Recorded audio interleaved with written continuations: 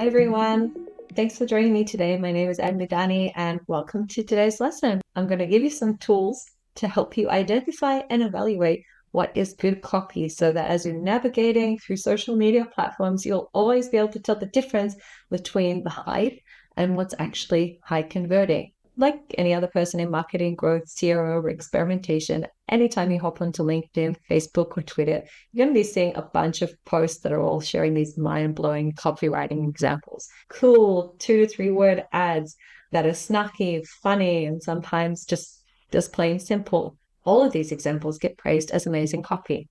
And we're told we have to write like this because if we do, then we'll all magically grow into billion or trillion dollar companies. But there are a few problems with this, aside from the fact that social media gurus often make a lot of wild claims that they can't guarantee. One is that these ads, these examples of copy, rather, are all designed for mass exposure. They deliberately designed to be top of the funnel, to be provocative, to force you to stop what you're doing and look at them. 2, they're designed for massive audiences in all kinds of channels, designed to appeal to everyone, young and old, everywhere they are in the world at any point in time, which is probably why the posters sharing these examples get a lot of likes and comments on their posts. And 3, these examples are also selling consumer products. So while the products might be sophisticated, they're not selling the complicated products. These are for products with quick buying cycles and not that many people involved in the decision-making process. 4, at the same time, these companies also have existing brand equity to lean on. You already kind of know who they are, but if you just by seeing the ad, you see the logo, you see the name, most of us are familiar with who these companies already are, so it makes it easier to understand their ads in a split second. And 5, brand identity as well varies wildly between these different things. So there's no consistency between them that you can say, yes, so you should always do this. Porsche's sophisticated and snarky, a little bit cheeky, high-class type of ad. Oatly as well is also cheeky, but it's very rebellious and down to earth and in your face. And then Apple is, of course, super cool and sophisticated. And while I personally like the examples that have been shared, there's one thing that I think you'll agree that we all struggle with when we're looking at any piece of quote unquote good copy. And that is the thing that's always conveniently left out of the picture when these are shared as examples of good copy. And that is, how did it perform? How many products did the company sell as a result of this piece of copy? How many demos did they book? How much traffic went to their site? What were their sales figures 1, 2, even 4 quarters after it? Don't tell me about impressions. I want to know bottom line results. Because at the end of the day, even if your client or boss worries a lot about brand positioning and what the board is going to think, ultimately everyone cares about what the bottom line numbers actually. Because it's one thing to say, I like this and here's something you can learn from it. And it's another thing entirely to say, you need to write like this so you can make a ton of money. You can have an opinion. That's not what I'm saying. Have an opinion. Absolutely. You can say, I like this.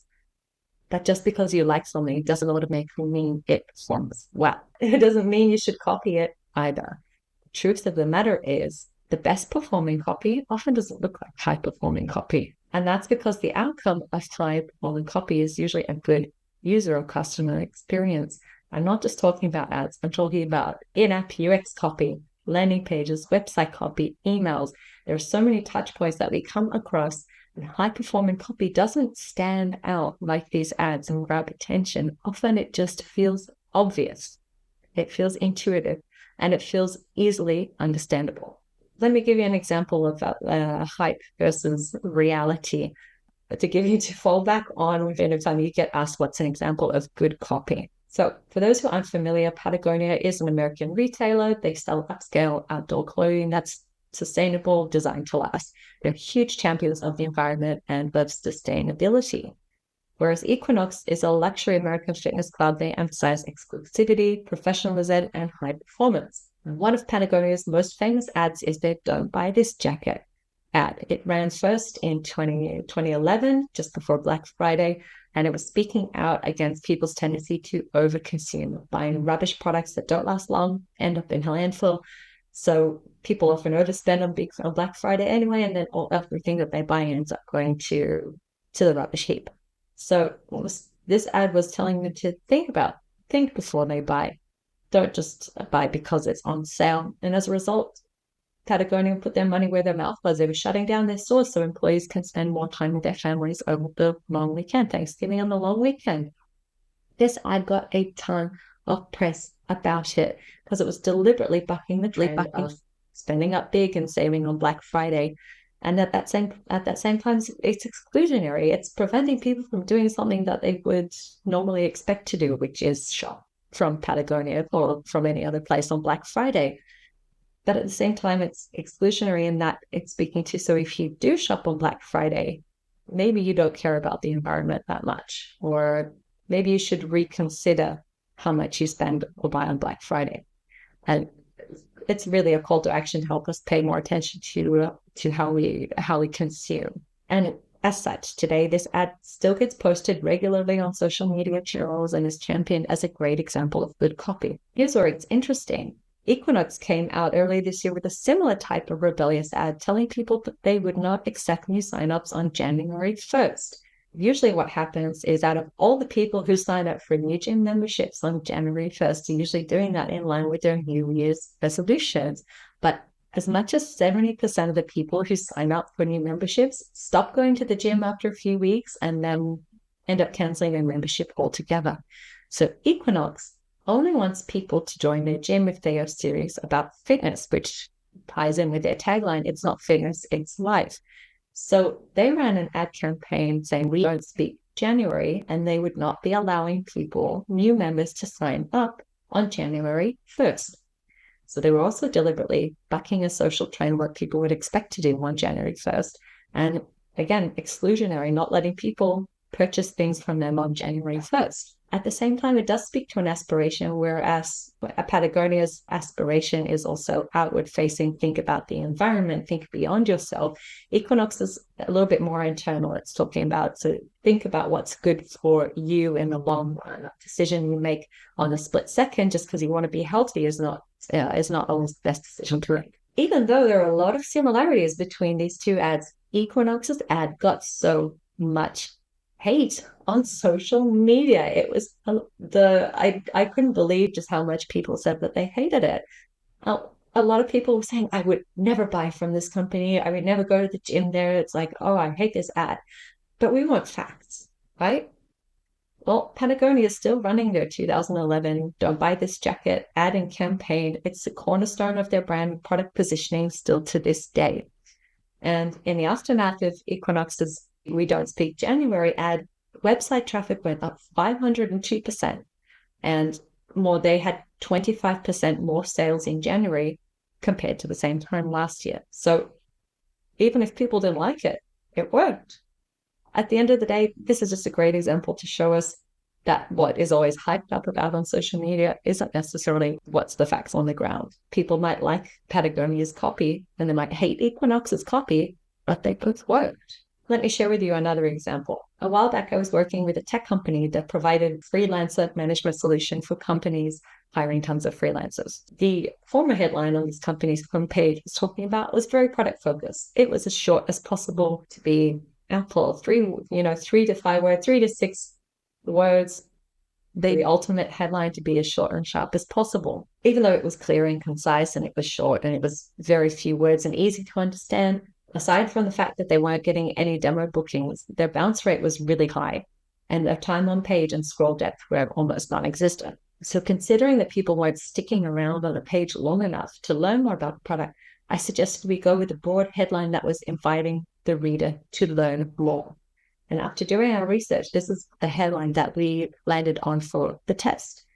It doesn't look like higher performing copy. It's not 3 words. It's not in your face. But the results show the truth. With the updated headline and hero section, we doubled the time on page, helped drop the bounce rate, and doubled the scroll depth. So it was a really promising start to our experiments.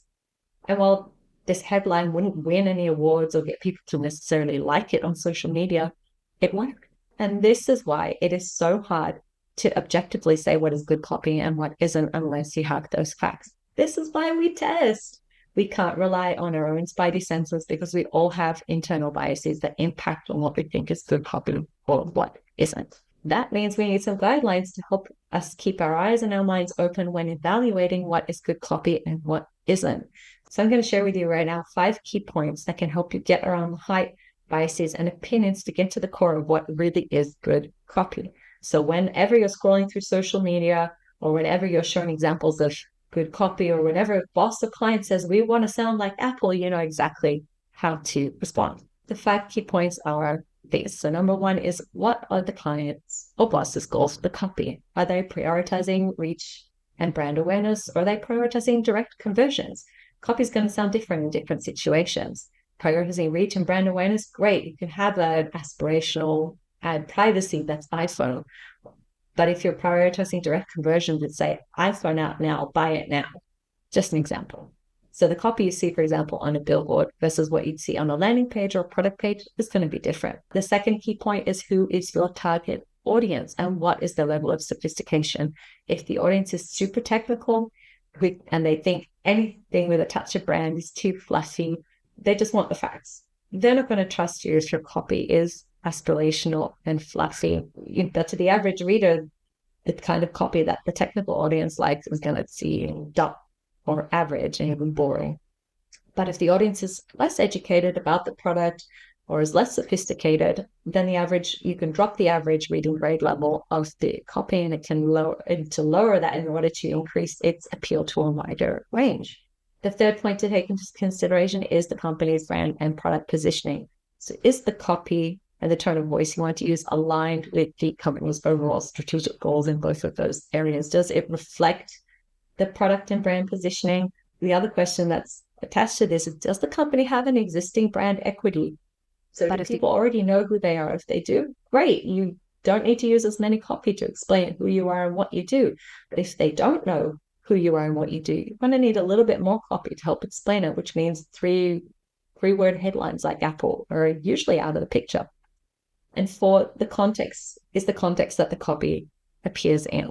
Where and how the target audience will interact with the copy absolutely impacts what gets written.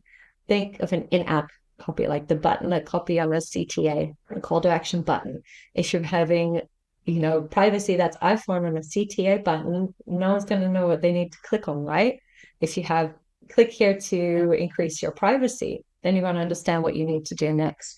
What you see on a CTA button versus inside an app versus on a landing page, what you see is not going to be 100% the same across all of these different touch points, because the user or the customer is a totally different mindset at those different points in time. And last but not least, what I already touched on before, how did it perform? Because it's one thing to say, I like this, I thought it was funny, it was inspiring, I liked the tone, I thought it was smart, I really enjoyed the literary devices that they used here.